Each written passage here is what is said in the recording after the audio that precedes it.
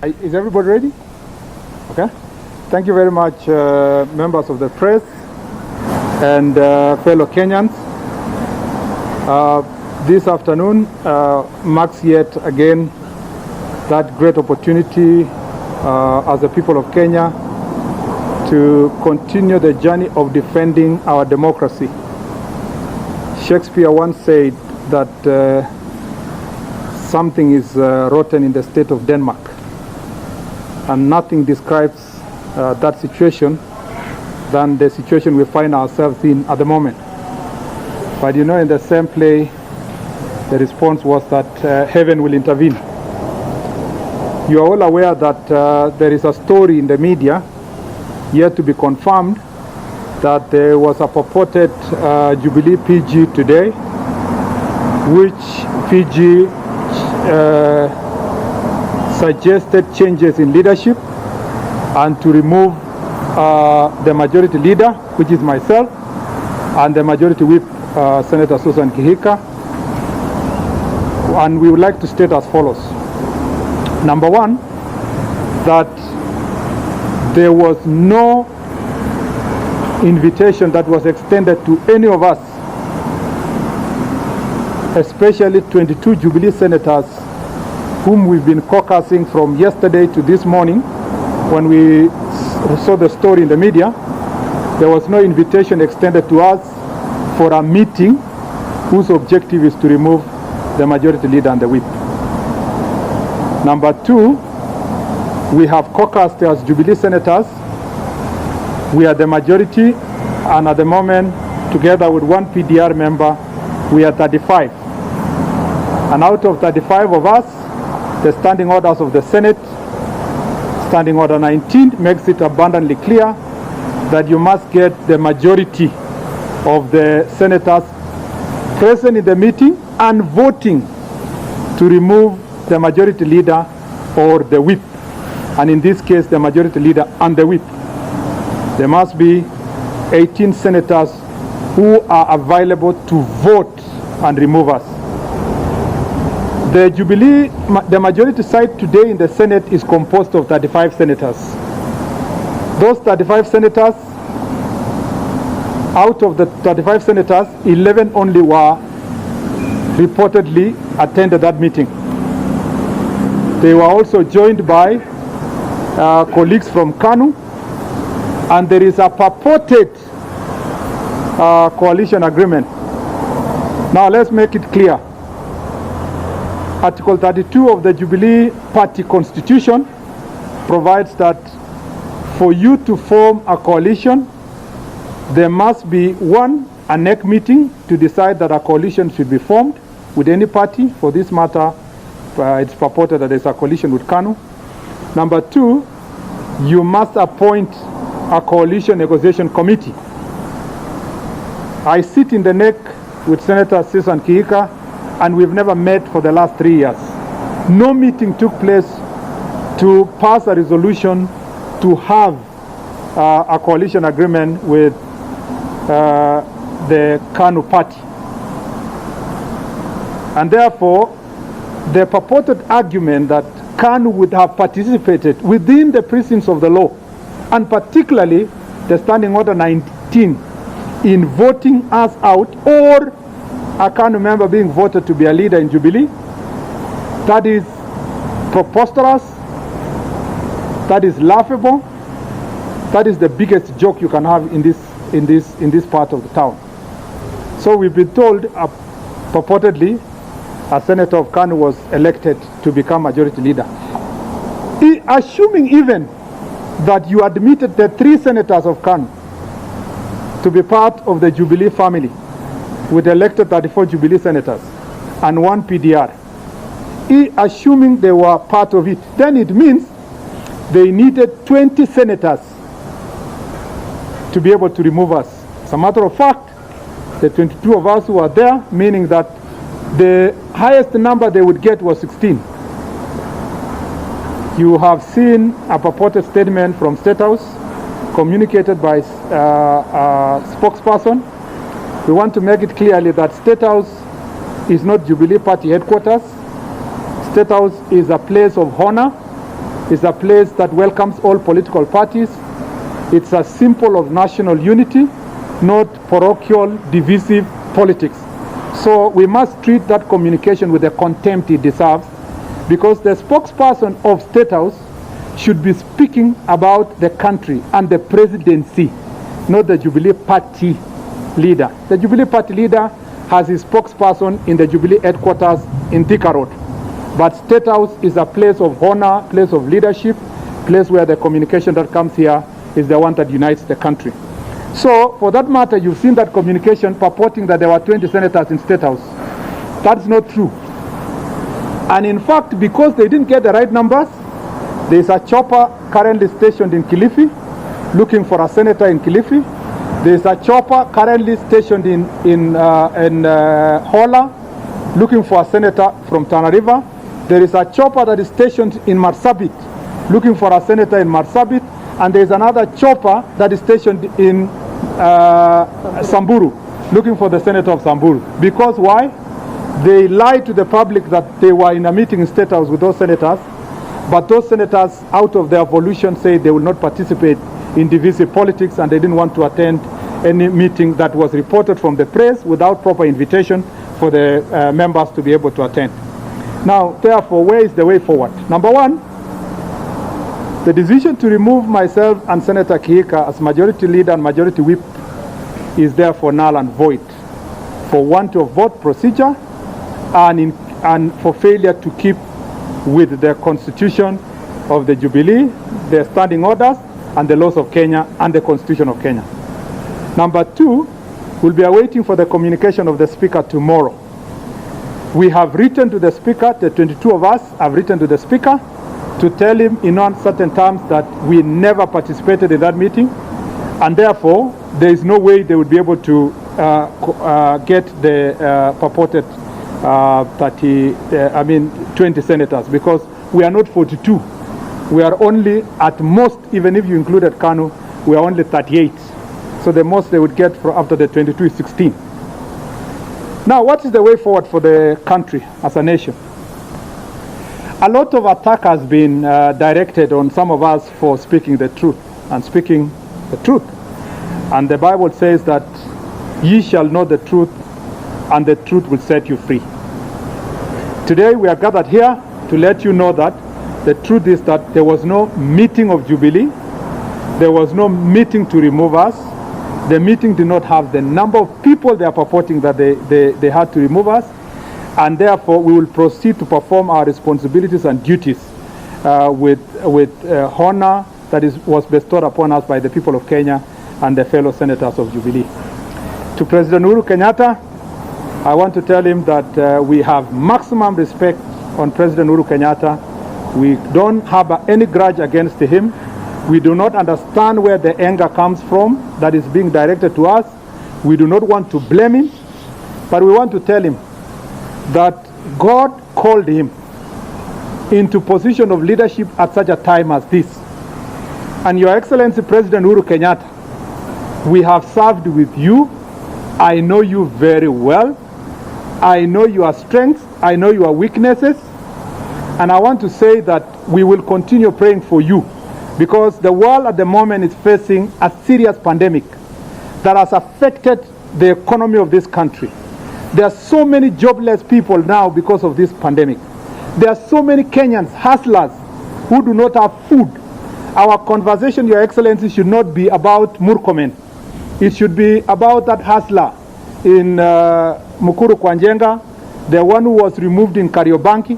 The focus of the country, as we speak at the moment, should be about the people who need our services more than about ourselves, removing ourselves here and saying, Mr. This should get a job, Mr. This should get another job. We will not relent in putting our focus on those issues. We'll continue raising issues that are affecting our country. We'll continue pushing for the future of this country. Luckily, with God's grace, as you can see, we are just, if you were to compare the day with our political life, we are just at 8 o'clock in the morning. We have a long way. I think politically, we want to wish the president well, because it's at 4 o'clock, maybe approaching 5. And therefore, we do not want to have a quarrel with the president. We want to focus on supporting him so that it reaches 7 o'clock and his political lifespan comes to an end. He will have a legacy to show the people of Kenya. It cannot be that the legacy of the president is wrangles within Jubilee. Lastly, we want to ask the president that please help us. Let us support this thing called handshake. If it's uniting everybody, start at home. There is no way you can preach the gospel to the Gentiles when the Jews have not been converted. So it must start from Jerusalem, like the Bible says. And your Jerusalem is Jubilee. And we are ready. We've been waiting for that moment that we can be able to have a sitting as Jubilee and we move forward. I want to tell Kenyans that if the situation continues,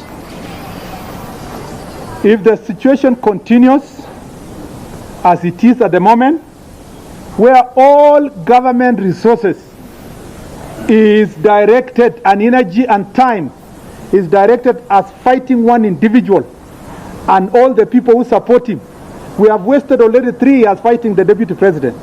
Why don't we salvage the remaining 2 years to look for unity and build the country?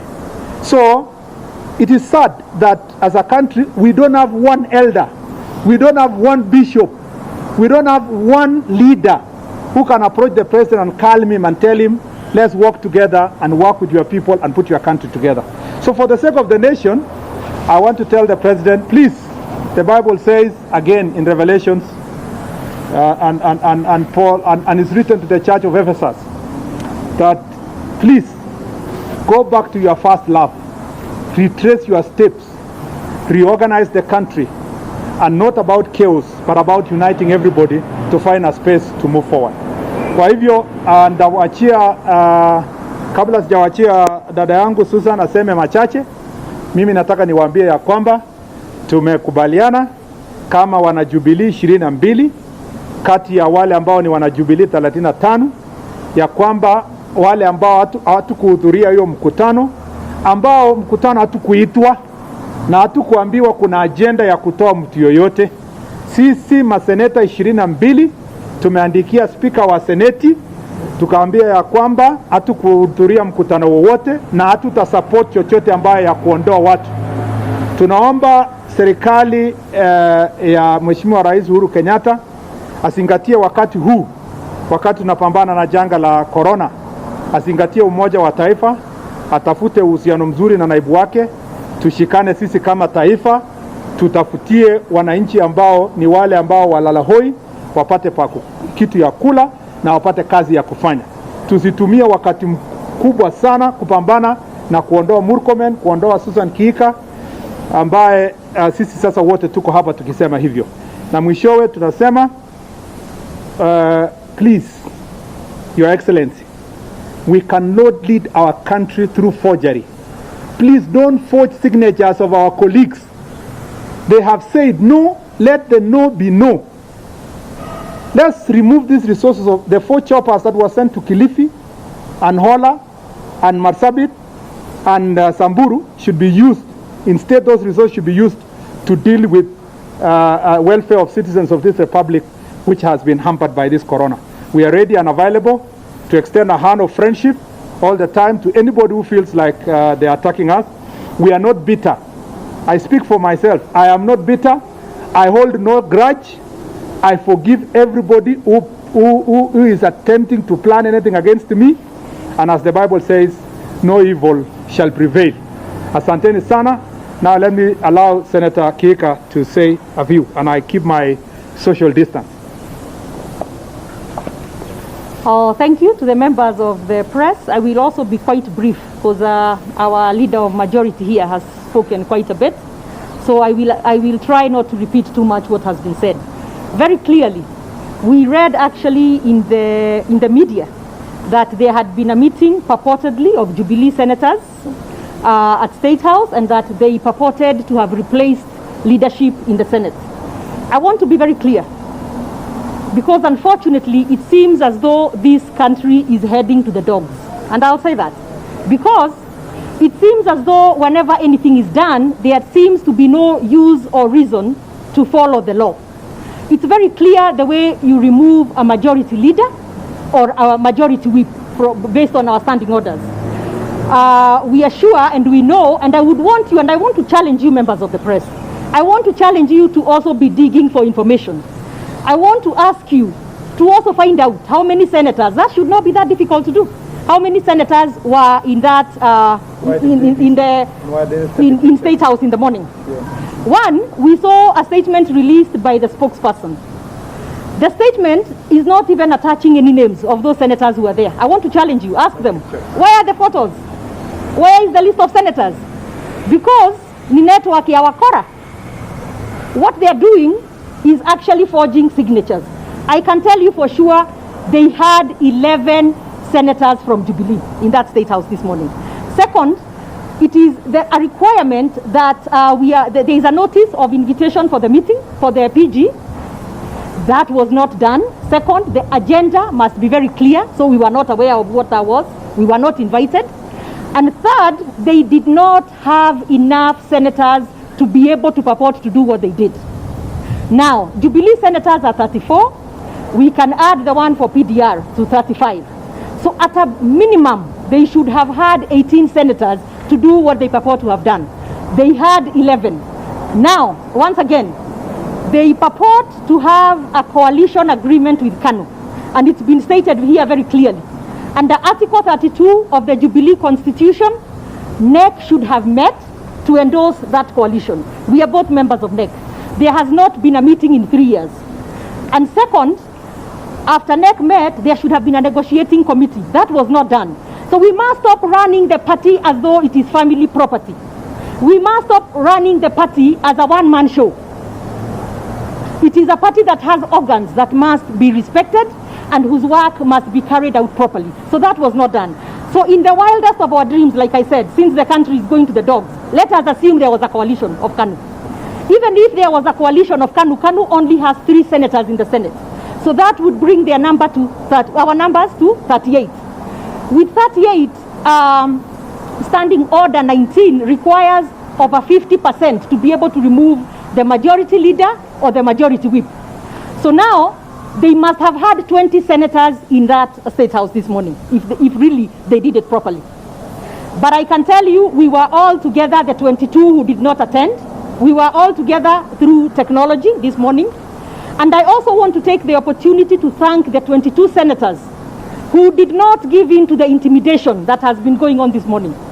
We, like you heard, right now as we speak, they have choppers roaming in Hola, in Samburu, in Marsabit, and in Kilifi, trying to bring those senators so they can sign. And that is the reason. And I challenge you, that is the reason you have not seen a list of the purported 19 senators, because I've had their 19. You have not seen the list because they are trying to cook signatures or trying to intimidate the senators coming in to sign. In fact, I've seen some of the nominated ones being told, if you don't sign, we shall take away your nomination. And like somebody said, these are not things that you just do that way, and we must follow the law. So what we are saying, going forward, it is null and void whatever they purport to have done this morning. And in fact, I'm very saddened. I wish the president was busy uniting the country. I wish the president was helping us as Kenyans with the issues of corona, so that we can make sure people have food, people have the necessary medical resources that are needed, so that we can move the country forward. I am saddened that at this point in time, when we are sitting as a country trying to figure this pandemic out, that we are having issues of division in State House, of all places in this country. But what we are saying is we shall proceed with our work. I will continue as the majority whip, and Senator Murkomen will continue as the majority leader. And if they want to remove us, it is okay, but they need to do it properly, follow the law, follow the guidelines, and use the standing orders to do so, and have the proper numbers. So anyway, I finish by still again thanking the 22 senators who have remained firm despite a lot of intimidation today. And we thank you for being here with us this afternoon. And I would also say it's just really an unfortunate time to be doing all this. But here we are. We shall not cower. We are unbowed, and we shall continue to serve in our capacities until we are properly removed, if they need to do so. Why don't we take questions in future? Yeah? Who are these 22 senators? We have given you the list of the 22 senators. We have shared with you the list of the 22 senators as written to the Speaker. So you have the letter. Senator, how do we also separate whatever you're saying from how